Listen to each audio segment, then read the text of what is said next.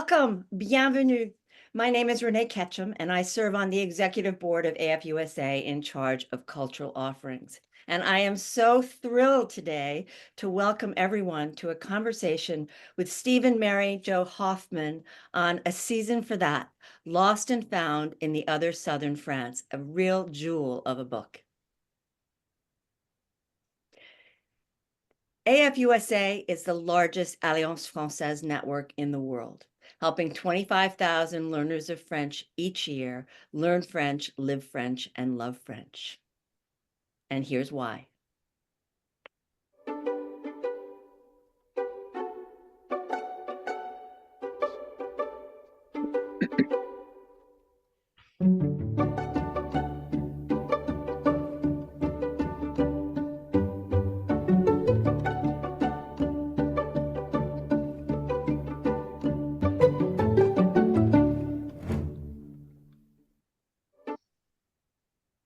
So we have a couple of fabulous national events coming up soon. So make sure you go to www.afusa.org to join us for our French Cinematheque next Monday. We're going to be watching Linda Veu du Poulet online on our own and hearing Peter de Bruges lead us through this wonderful, wonderful animated film. Adrienne Leeds will be back talking about crossing the cultural divide, the toughest part of moving to France. And we'll be back with French Cinematheque with the fabulous film Lost Illusions. And then again, French Cinematheque with the movie that's just been put on streaming, Amelia Perez. A few logistics and format. Please stay on mute during the presentation. Stay on speaker view. All questions will be in the chat and we'll visit them at the end of the presentation. And if for any reason you have technical issues, sign back in after a couple of minutes using the original Zoom link. This event is being recorded on our YouTube channel and the total runtime is 1 hour. So I am very excited to introduce Steve Hoffman. Steve is a Minnesota tax preparer and food writer, as well as a French speaker and shameless Francophile. His writing has won multiple awards, including the 2019 James Beard MFK Fisher Distinguished Writing Award. Steve has been published in Food and Wine, The Washington Post, the Minneapolis Star Tribune, and Artful Living magazine. His first book, A Season for That, Lost and Found in the Other Southern France, was published in July of 2024. Equally as thrilled to introduce Steve's wife, Mary Jo Hoffman. Mary Jo is an artist renowned for her unique engagement with the natural world, which you'll learn about when you read this book. Best known for her multi-year ongoing project, Still, where every day for over a decade, she has made a photograph she's found in nature. Her new book, Still, The Art of Noticing, already in its third printing, is the astonishing culmination of the Still project.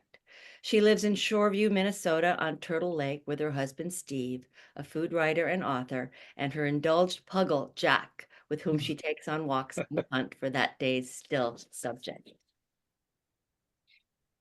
Welcome to Steve and Mary Jo.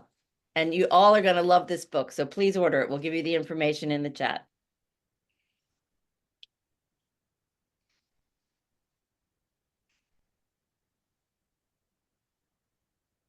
So Steve, my first question to you is as follows. Do you feel as if you could live in France permanently after this 6-month experiment? That's a very apropos question. I think, given your political persuasion, there's a lot of people who may be thinking about that these days. I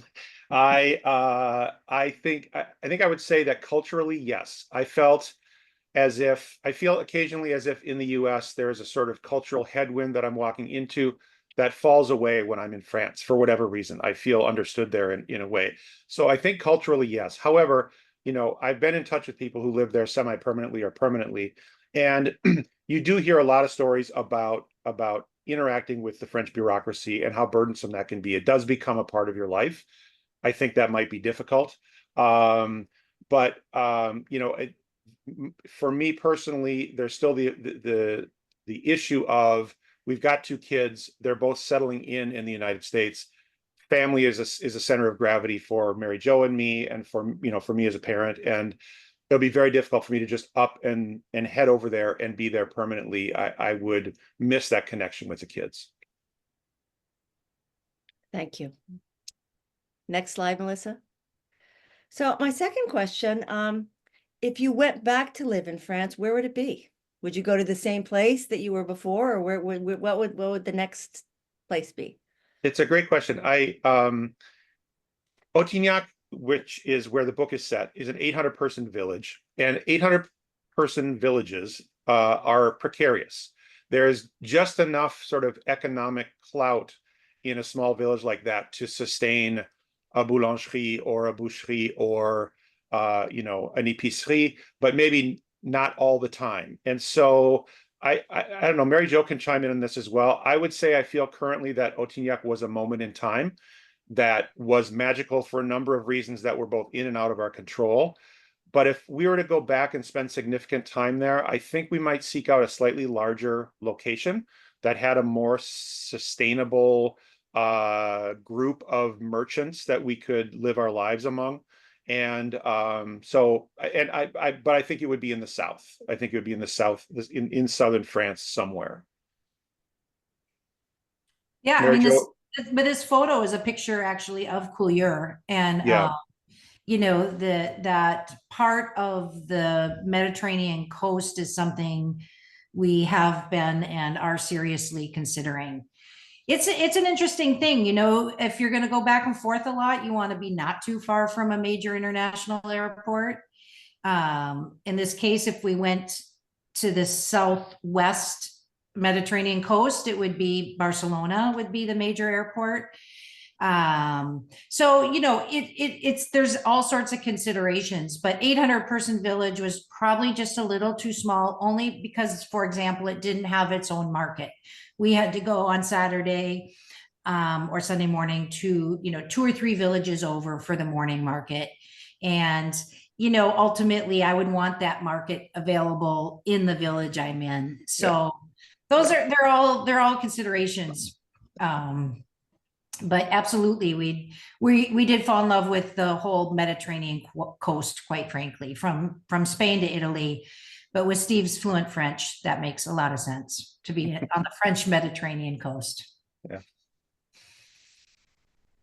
So you can't talk about France, or I can't, unless you talk about wine. So Please. how did your wine, I love this picture. How did your relationship with wine change after working in both vineyards and a winery? This is actually a perfect picture for my answer, which is the insight we got into wine from living in an actual winemaking village was that kind of behind the scenes, semi-industrial, certainly agricultural, very blue collar relationship with wine as a product of the ground, a product of plants that you have interactions with and that you have to get to know, not as the very refined final product that comes from those vines and those grapes, but as something that needs to be tended and pruned and paid attention to and treated through the course of the year, as kind of an investment and an annuity that you have to really pay attention to.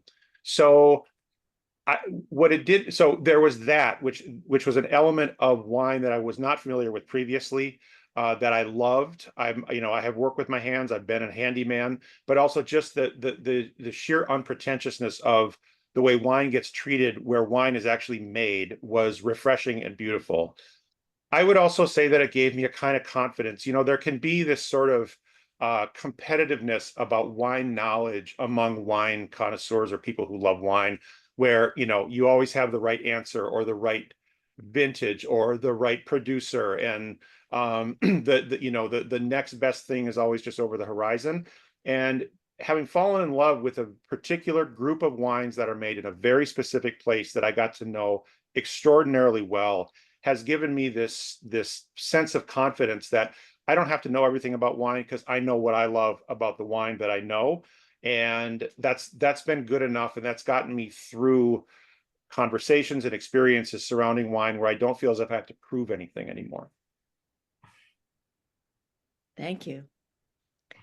So my next question, you fell in love with Parisian French, which you talk about a lot in the beginning of the book. Is that still your favorite version of the French language? It is not. Mary Jo can vouch for this. I am enamored with the Southern French accent, what's called the Midi accent. It's Give them an weird. example, Steve.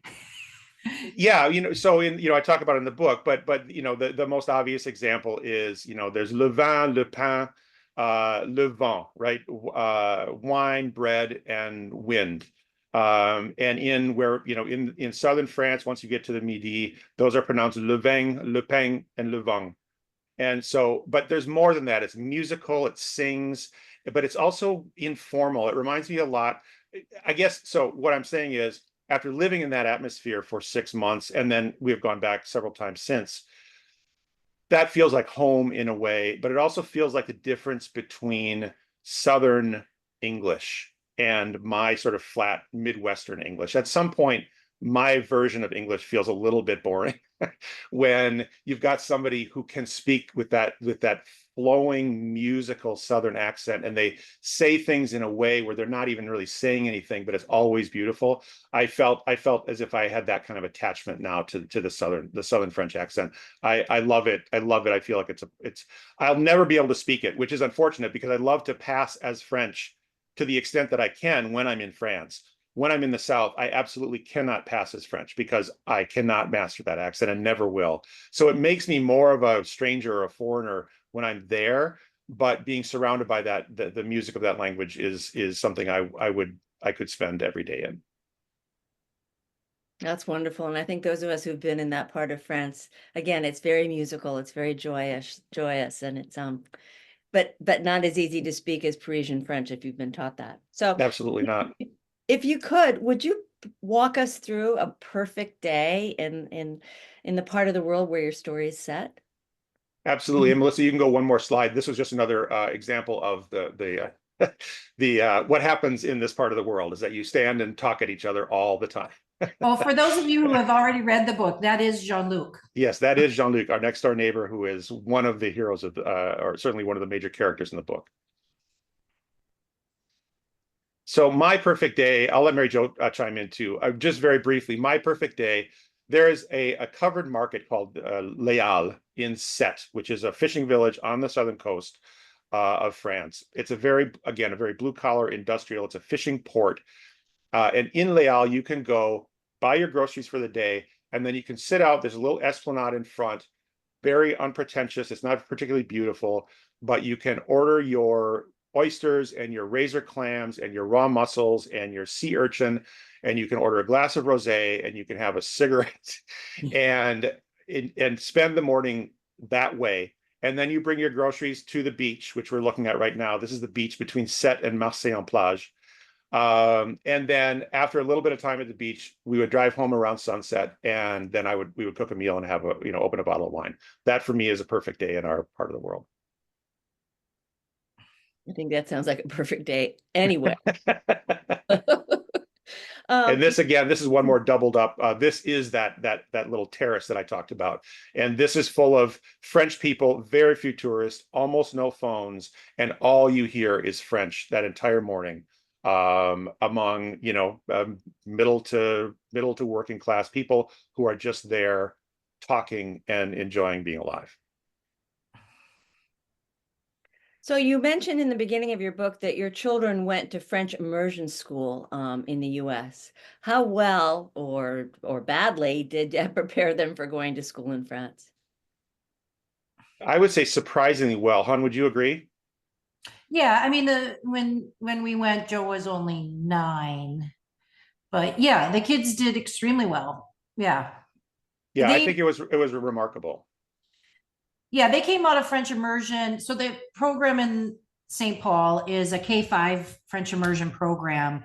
They came out of that program understanding French, reading French, but not really writing French, but not really speaking it, because of course, every moment they had at the lunchroom or the playground, they spoke English with their friends. So it was putting them in school in France to get them over that hurdle of speaking French. And boy, it only took a couple months before they were over that hurdle, I would say. I would agree. I mean, it took longer than that for them to be really truly speaking in a conversational way with their classmates, who were, of course, speaking fast and with slang. But they were fully functioning students in a French school where no English was spoken by the time we left. For those of you, this is, I think, a funny story, because this is our son. This photo is our son, Joseph, and we're dropping him off at school here. And I just remember his first dictee. He came home, and one of the words on the dictee was maison. He's just a grade schooler, and he had spelled it the way the teacher had said it, which was, go ahead, Stevie, say Well, it. so and also he went to Montessori school, so you learn phonics. So he spelled it phonetically. And he spelled it maison, of course, because that's how it's pronounced, not maison, but maison. And so it was M-E with an accent aigu, S-O-N-G. That was maison, was how he sounded out the word maison on his dictée. Yeah, it was really kind of charming. So that was the beginning, that's in the first few weeks of school. But by the end, he picked up the accent, understood the accent, and was getting, as it says in the book, zero faute, perfect dictée. So, they're such little sponges at that time. And so they probably a couple months and they were off and running, but they had that French immersion introduction in the US. And very, very young, which is part of the key of that. Yeah. The book, one of my favorite parts of your book, talks a lot and laughs a lot about your failures as a cook. And as I said to you before we started this, I was thrilled when you got rid of that first pan. Do you also feel you succeeded in some ways? I do. The way I would say it is that I feel as if it broke me down.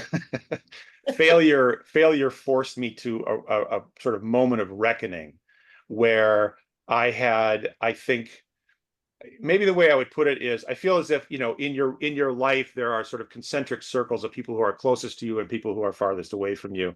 And I had begun cooking to impress an imaginary group of people who were on the outer periphery of those concentric circles. It was a show-offy, technique-driven, complicated way of cooking that was cumbersome and in some ways wasn't suited to cooking for a family. And I think what this experience taught me, and that I hope I've taken with me since, is learning to value the cooking for the innermost circle first. And sometimes that's one other person, or sometimes that's 2 or 3 other people, as it was here. And being able to experience the sort of joy of pleasing that very small group of people often, rather than imagining I might please a crowd of strangers someday with my beautiful technique, was changed sort of everything about my relationship with cooking in the kitchen. So on that same vein, what was your experience living with Mediterranean food? Yeah, it's not the Mediterranean diet. We're all familiar with the Mediterranean diet. We're all being encouraged to adopt it as a sort of life enhancing and life lengthening way of eating. And I think that's probably true. I'm not a food scientist, so I don't know, but it seems like the evidence is pointing that way. However, living in the Mediterranean is different. And I would say the primary difference for me is the extent to which the Mediterranean embraces strongly flavored food. We think of the Mediterranean diet as, we're going to eat lean proteins and white fish, and we're going to have lots of veggies. And that's sort of the Mediterranean diet, and maybe some beans and pulses. Our experience in the Mediterranean was just the sort of fearlessness about smelly, strongly flavored food. They love, there's a list I give myself about on this subject, actually. And some of the things that were just part of daily life there would be wild game, oily fish, raw shellfish, meat grilled over vine wood. We'd go to the butcher and there would be people ordering ahead of us blood sausage and tripe. And there's something called a salade de museau, which is actually pig snout, like the equivalent of chicken salad, but instead of chicken, there's pig snouts, anchovies, garlic, olives, strong herbs. I called our friend Jean-Luc one day on a Sunday when we were just kind of talking, and I asked him randomly what Nicole was making for dinner that night, and he just sort of said as if it were the most casual thing in the world, oh, she's making a langue de boeuf, she's making beef tongue for dinner. So I think that would be my first answer. Is it was adventurous eating. It was kind of adult eating, certainly in a way that was different from learning to eat in the upper Midwest of North America. That's so true. I know I haven't gotten used to blood sausage yet. That's the one thing. So just on another note, are there any regrets that you and Mary Jo may have about this experience? And Melissa, you can go one more slide here again. I'll answer quickly. I'd love to hear what Mary Jo thinks too. Here's what I would say. I feel as if this trip for me was the biggest movement in this experience for me was a movement toward humility. I came with a certain amount of ego. I came with a certain pride about my French accent. I wanted to cook in a show-offy way. I wanted to impress the people around me with my cultural knowledge of France and living in France. And there's a lot of failing and a lot of humility that gets sort of drummed into me over the course of this trip. And to the extent that but one of the things that I'm most proud of in my life is being a good father, being a good dad, being a good parent. And I think if I have a possible regret, it's that we went there, then we went back several additional times. And I've learned to question my motives as a parent, I think more insistently than I did before this trip. And one thing I asked myself is, if we had given the kids a little bit more stability, a little bit more time in the Twin Cities, as much as I wanted to be in France, would we have done them some favors in terms of the ease with which they establish relationships, their comfort in having a social network that they take with them through the rest of their lives? I do wonder about that, and wonder if that is at least a little bit of a black mark on what was otherwise, I think, a really great challenge for them, one they took up well, one that they have profited from later in their lives. But I do wonder if there wasn't a certain amount of me having it my way, and not being as sensitive as I should have been to what their experience was in terms of the back and forth and the having to, make new friends every time we move either there or back home. Mary Jo, did you want to comment on? Well, was a super interesting answer, honey. I've never heard you say that. Renee, do you want to put on your marriage counseling hat here? We can take a brief pause. Interesting. No, there's the first visit that the book is written about. But Steve's answering a question about, we went back and forth then several times. And our son that's shown here holding Steve's hand, again, I love this photo with the grape stains all over his shorts. Joe went to elementary, then middle school twice, I think, and then high school there, each one semester each time. And Joseph became fluent and actually could do that meaty slang, colloquial French, which was really fun because he did actually get better than his perfectionist dad by the end. Admitted. Yeah, he did. He really did. It was fun when everybody started looking at Joe and then looking at Steve and said, he surpassed you, Yeah. So regrets, I guess one regret for me, of course, I'm the mom, so I was always the most watchful of the kids about, are we challenging them too much? And I don't think we did, and they did awesome. My personal regret, if you can call it this, and I this is going to be funny because it's Alliance Française and it's all you French speakers, but I got to spend a lot of time in France and I still don't speak French. And, is it a regret that I didn't get better in French? But what happened is the kids became, Steve was fluent when we arrived. Joseph became fluent. Eva became quite conversational. She will tell you she's fluent. Hi, Evie, if you're watching. Eva got fluent.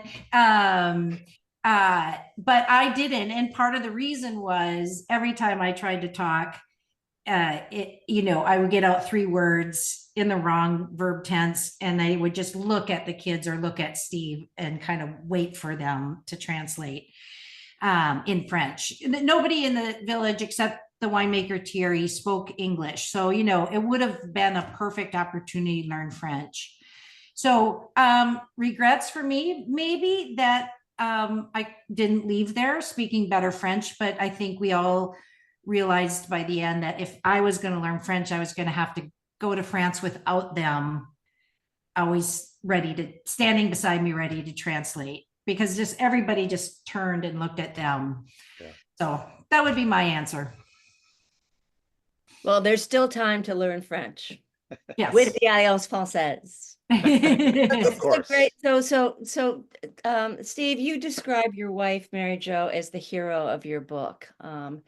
What do you mean by that? Yeah, I say that I'm the narrator of the book, but Mary Jo is the hero. And what I mean by that is that if she hadn't been there, there wouldn't be a book. And there wouldn't have been the experience that was worthy of a book. And the reason for that is that she's somebody who's unafraid to tell the truth, even if it's uncomfortable. And so there were a couple of moments where she had to confront me in a way that could have risked ruining the trip. It could have turned into a disagreement or a fight. I could have been reactive or resistant or gotten angry and defensive.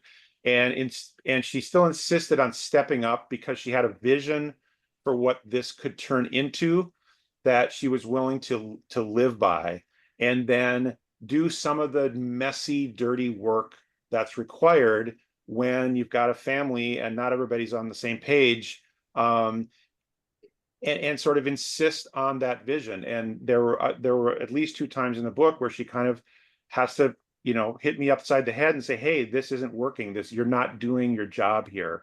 And those events, those turning points that she sort of instigated are what turned me back toward the experiences that really did bring us so deeply into this place, that got me to pick grapes and work in a winery, that turned me into a parent who was more concerned about the kids and their welfare than interested in how I was appearing to the people in the village. So just sort of somebody who was willing to call me on my bullshit was her role, and it was a thankless role in many ways, and yet it's what made the trip what it was. There is also the simple fact that her still blog project involved foraging or gathering a natural object in nature every single day and posting it online, taking a photo of it and posting it online. And so we were very in tune with the environment, with the landscape and the setting of that place. And it gave us a vocabulary to talk to people in a very rural village in a way that was different from how most tourists talk about France or about that place. And so in those 2 ways, at least, I would say she's the hero of the book. That's very special. It's very moving. So one of the great characters in your book is your son and his bugs. So he was 9. Joseph, I guess, it's Joseph, correct? Yeah. So Joseph was 9 and a budding scientist in the book. Has he held on to his love of insects and nature? He no longer goes and creates ant wars with nests of ants. And he still loves nature. And he loves science, but in a more distant way. What I would say has not changed about him is that he's a deep diver. He is somebody who throws himself into a subject and learns everything that he can about it at a sort of amazing rate. And so, as an example, he just turned 21. he's currently fascinated with fermentation. It's actually really funny. A quick aside, when he was in grade school in France, they took chemistry. Maybe it was Eva, I forget which of them, but the first chemistry lesson that they took, first chemistry class they took, was, you know, the basics of chemistry or whatever. And the very first chemical reaction that they studied as young grade schoolers was fermentation. Was the transfer of sugars into carbon dioxide and alcohol. Because we're in a winemaking region. That's what you learn when you learn chemistry in a winemaking region. So anyway, he is currently fascinated with fermentation. We have some backyard bees, and he's gotten very good very quickly at making mead, which is fermented honey. And it just made his most recent batch is a bottle or a batch of mead that is made entirely with ingredients found on our 1 acre of land on the shore of our lake. So that spirit is there, and I think will always be there. That spirit of sort of inquiry and of following your nose way down deep into a subject. So before we go on to the next fraction, what is fermented honey? What is it used for? It's drunk like you would drink beer, or like you would Okay. drink wine, or like you would drink spirits. Okay. And so what you're fermenting, instead of grapes and grape skins, or instead of, you know, grains and hops, is you're fermenting honey. And you actually, you know, the honey is sort of a perfect material. It actually never goes bad. So once it's made, it's the perfect amount of moisture, and you can keep it on a shelf forever and it will never go bad. And so you actually have to add some water to the honey to allow it to begin to ferment. You have to reduce the sugar content and increase the humidity so that it can ferment, and then it ferments. But it's a you know, a very old sort of medieval drink. It's very common in Brittany, in northwestern France, very common in the British Isles as well. It's fascinating. Thank you to the French and chemistry class. Yes, honestly. So one of the aspects of the book that's very moving and very important, obviously, to your family is the whole concept of parenting, and that's very much about what the book's about. And all of you appear as very specific personalities in the book, and it's an amazing parenting experience to the reader. Could you speak to that? Yeah, I'll give a quick answer, and I'd love to hear Mary Jo's take on this as well. I would say that one of the things I learned is that you have to be there. You have to be there a lot as a parent. Those moments, you know, it's really hard to parent between 6 p.m. and 9 p.m. Those moments of bonding, the parent can't dictate when you're going to bond with your kid. The kid dictates that. And that happens when it happens, and it happens on their schedule. And there's an extent to which you just simply have to be present a lot of the time, and a lot of that time is boring. It's not fulfilling. The conversation isn't great. The kid is not ready. They're sullen and uninterested in conversation. But then, you know, something will happen, something will spark, and it's in the back seat of the car, or it's on a walk between the car and the grocery store, or it's at the table when you've served something that they love. And that's the moment that you've been waiting for, but you have to just put in a lot of time to be there for those moments.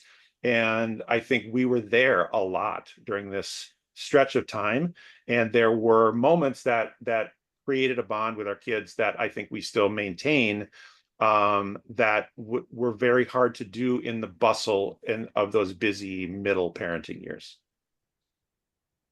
Yeah, I mean, one of the beauty of doing this trip, and then we continued to do it, and you know, in one way it's a luxury. It was essentially taking a sabbatical, and we did the first one, in my mind, Steve was a Francophile, you know, he wanted to go to France, but I was doing it to give the kids a cultural experience. We're a middle-class family. This was a financial burden for us to go. It's super interesting in that it turned out, because we were in the south of France for the fall semester, which starts September 1st there and goes through the end of Early the year. January. Yep. You know, the school second semester in the United States didn't start until late January. So we always stayed until middle of January. but that's off season, that November, December, January, those are off season in the south of France. It's cold, it's windy, it's gray. And because of that, it was incredibly affordable. And we were able to stay there in sort of the off season for not much more than it cost us to be home. And so really not anything more than it cost us to be at home. But the beauty of it was we took time off work. And that was the biggest financial impact. But, the kids stopped their sports, they stopped their piano lessons, there was no soccer after school. And so in the end, it meant there was a whole lot of family time. Mom and dad weren't working, and the kids had stopped doing all of their, American activities. And so it was just a beautiful opportunity for the family to just literally spend all day together, except for when the kids were in school. And, we're doing parent drop off and parent pickup. And so anyway, I just, for me, was one of my favorite memories of the experience. The one other thing I would say quickly is that the French school system allows, or did when we were there, I believe still does, allows about an hour and a half for lunch. So we not only would we'd take the kids to school, then they'd come home for lunch for an hour and a half, then they go back to school for the afternoon, and then come home for dinner. And so there were times when I would have wished that they didn't come home for lunch and that Mary Jo and I could spend a whole day together. But there was something great about that. They were just their comings and goings and their presence in the house were just sort of integrated into the day. And it meant a lot of together time that we had to find our way into, but that ultimately was created, again, relationships that I think were very different when we left from what they were when we arrived. I think there's a lot to be learned from sitting at the table for lunch and dinner with your family, something that Honest to God. we kind of don't place enough emphasis on in this country, which is unfortunate. So we have a couple of more questions. So French people can have a reputation, specifically in the US, and I don't like to assume this, but they can, for being difficult. Did you find it difficult to get to know the French people that you met, or not? First of all, this is a picture of Monsieur Sauzet. So this is the fishmonger, if you've read the book. This is Yes. Monsieur Sauzet, a marvelous human being. I would answer that. I won't take too much time, but I think I'd answer that in two ways. There's the shallower way, which is that no, I don't find them difficult, but I think that's because I speak French. But what I would say is that the difficulty that a lot of Americans find in the French character has a lot to do with going over there with preconceived notions of what you want France to be, about what you want your trip to be, and an expectation that almost everybody will speak English for you. That's not a necessarily great way to make relationships and friends. The deeper answer that I think we discovered is that there's a period of earning a friendship early in a relationship with a lot of French people, even in the South, where it's very warm and open and gregarious and welcoming. But the timeline of what constitutes a friendship in France, I feel, is longer than what it is in the US. In the US, you can be besties really, really quickly. And there, it can come off as a coldness or a standoffishness, but really it's just that they don't believe you can really be good friends until you've spent a certain amount of time together and earned the friendship that then once you earn it is going to be a lifetime commitment. When you become friends there, that's it. You are friends, and you will, barring something unexpected or some weird blow up or literally death, you're friends from then on. And so they take it seriously, I think. And again, I'm generalizing horribly, right? This is a nation of millions and millions of people, but I would say our general experience was that it was more difficult to earn your way into friendship, but the friendship, once it was there, was very complete and very trusting and very accepting in its permanence. And so I think that can also be a way that Americans may think of the French as difficult, because like, well, we should be friends by now, but no, actually, you'll get there, but you need to put in the time and the work. Mary Jo, do you have any comment on that? No, I would agree 100%. And I don't speak French, and yet I left as their friends. And Absolutely. yeah. And again, it was this shared, I do nature photography,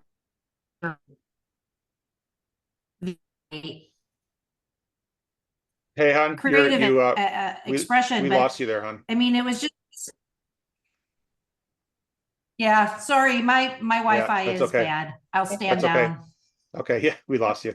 Okay, and Steve, I think that's very true, and I think that many of us, Alliance Française members or people that travel a lot to Europe, it is so true. And as Americans, we make friends very easily, or we assume we take certain liberties right away when we meet people, and it's definitely not the case. Um, I know in France, Yeah, that was very much our experience. But it also does really, really help to speak French. It's a night and day experience if you speak French or try to speak French versus not trying at all. exactly. So I have one more question for you. When I received this book, I want to say it was last June before its July publication. There have been many books written about, I call it like my life as a stamp about my experiences in France. We've all read them, we know them. But there was something very special about this book. Um, you eliminate in this book the abstract idea of living in France. And you really you have a voice in your narrative that speaks of finding truth in this experience. I mean, you lunged heart, body, and soul into winemaking as a grape picker and apprentice. You fought an uphill battle from your first hamburger aux frites and Coca-Cola with you're going to kill your kids if they ask for an ice cube, to your via trial and error until you finally sort of, and not always successfully in terms of your children's taste buds, succeeded with Mediterranean food. I mean, but Mary Jo, who you say is the hero of this book, says early in the book, she suggests that you were always on the outside of your experience when it first started, as the book begins, except for I guess, your relationship with Jean and Nicole in the orchard. Can the two of you speak to your personal truth regarding your time together as a family in France and what drove you or allowed you to finally find what I think Mary Jo called the inside? I'll answer, and Hun, if you're online, you can give it a try. But I'll start anyway. What I would say is my first reaction to that question. It's a beautiful question. Is that getting on the inside of France probably starts by understanding that there's no such thing as France. That um, France is a really a collection of regions that happen to be collected in Paris in some sense, but really it's an incredibly diverse country. And part of what allowed us, I think, to get in on the inside was letting a very, very tiny pinprick in a rural corner of this country tell us what it was about. It was about not trying to imagine what it should be or what we thought it should be, or imagining how we could report back to our friends and family about what our experiences would be and how wonderful they were. It was literally just simply listening to the place. And Mary Jo and I have an expression that we use a lot called narrow and deep, which is we were there long enough to go narrow and deep into this place. And I think that richness in travel, richness in spending time in foreign places is increasingly found by going fewer places and staying there long enough so that you can actually start to get to know this very specific place in all its weirdness, in all its unexpectedness, in all of its ancientness, in the relationships among the people and in the relationship of the people to the place. I would say that our journey to the inside happened by slowly understanding that we weren't in France, quote unquote. We were in an 800-person village on the narrow line where the Mediterranean plain started folding up into the foothills of the Massif Central, and that what it meant to be there was all of the things that surrounded being in that very, very specific place. I think it was, again, it was a journey toward humility, toward questioning and being full of wonder rather than trying to prove what you know. But ultimately, it was a relationship with a place, and I think it was important to understand that it was a relationship with a very, very small place, a very tiny pinprick on the map of France, and that understanding that in all its specificity was part of what got us there. That's a beautiful answer. And I think if all of us had more of a feeling of wonder, our lives would be richer. So let's look, this has been a great discussion with Steve and Mary Jo, but let's take a look at the chat and see if we have any questions. Hang on a second, let me look. So I just want everybody to understand that Melissa has put a link where you can buy this fabulous book. Let's see what we have here. We have a couple of comments. Dominica says, really enjoyed reading the book. The writing is so vivid, I felt almost like I was there. What techniques did you use in order to recall details of specific moments and events, dialogue, visible descriptions, etc.? Great question. And I believe that's Domenica Marchetti, if I'm not mistaken. Correct. And hi, Domenica. Domenica is one of my very, very favorite food writers and Instagrammers. She's a wonder woman. I really love Domenica. But I would say that so when we arrived, I was not a food writer. We arrived, I had always loved writing and books and language, but I was not a food writer. And what the bridge between my arriving as not a food writer and leaving as a food writer was journaling. I kept a journal almost every single day, where I would try to recount what had happened the day before. And so a lot of those details, a lot of the conversations, a lot of the funny, unexpected occurrences, all were recorded in that journal. But then I did, and I mentioned this at the very beginning of the book. The specifics of the place were so important that I knew I needed to get them right. And so I did actually return. I mean, we returned as a family several times to the same village, the same house, to go back and have that sort of repeat that experience because we had loved it so much the first time. But I actually did go back a couple of times and spent a week or 10 days just there, just walking around, sitting in places and gathering the sensual details of what it smelled like, what the sun felt like on my skin, what the sounds that surrounded me, and trying to get those sensual details correct. I very deliberately went back and tried to recreate those and make sure that they were really accurate and really immersive. So we have another question here for, it's R.W. Hubner. Did the village have many political questions for you? Great question. No. Politics came up because they always do.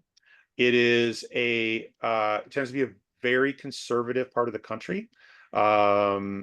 Even there are sort of some reactionary corners to the south of France. But we were so, first of all, we arrived and we weren't having we weren't close enough to people to have the kind of conversations where politics would come up. Then by the time we did, we were so immersed in the vendange, the grape harvest, and in the winemaking that our days were just filled with that. And was part of the beauty of living there, is the seasonality of being there and understanding that when the grape harvest arrives, that is the season and that is all you do. And it was just completely engulfing. So while we were distantly aware of politics, we didn't get talked about much, and our specific experience in this part of France, a little bit isolated, was mostly politics free. Much more concerned about who is getting traded on the rugby and soccer teams. Yes, the fact that Ivan Isavic had signed a contract, and whether the Béziers rugby team was going to win the World Cup, that was far more important than the elections. Several people asking how you became fluent in French, Stevie. Good question. Well, that's an argument that Mary Jo and I have, and it's ongoing. Mary Jo uses the term fluent, and given that this is Alliance Française, I think it's probably good to talk this through. I think of myself as very conversational. I think of fluency as where you get when you've been in France for years, and you can. My example that I always give is you can take your car to the mechanic, you can tell him or her what you think is probably wrong with that car, and then while you're waiting for it to be fixed, you could talk on the phone with your friend about politics and make jokes. And I can't do that. I don't. There's certain specialized vocabulary that everybody builds as part of living in a place and in a language for years and years.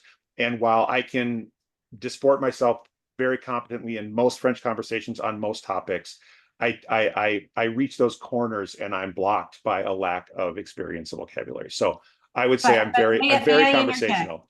May I interject?